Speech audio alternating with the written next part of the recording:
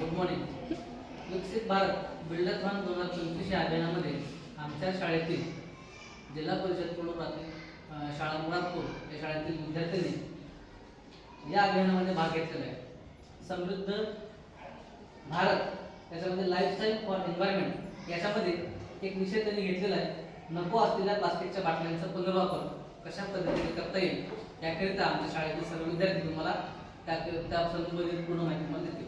समस्यांचे विवरण सांगणार आहे. आपल्या घरामध्ये अनेक प्रकारच्या प्लास्टिकच्या वस्तू असतात. उदाहरणार्थ बाटल्या, डबे इत्यादी. यांचा वापर झाला की तेथून फेकून तरी देतो किंवा घरात कुठेतरी ठेवून देतो.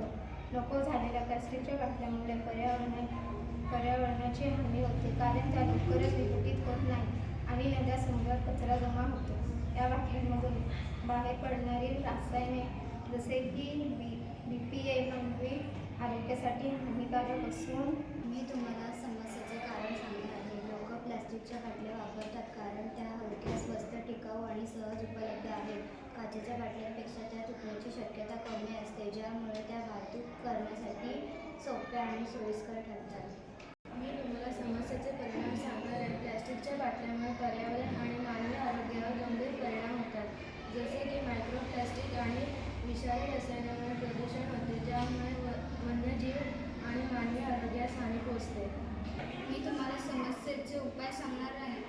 नको असलेल्या प्लास्टिक बाटल्यांचा पुनर्वापर आपल्याला कशा प्रकारे करता येईल ते मी तुम्हाला दाखवणार आहे. जसे की पेनाचं स्टँड, कुंडी, शोभेसारखे वस्तू व फ्लॉवर पॉट व विहीर. धन्यवाद.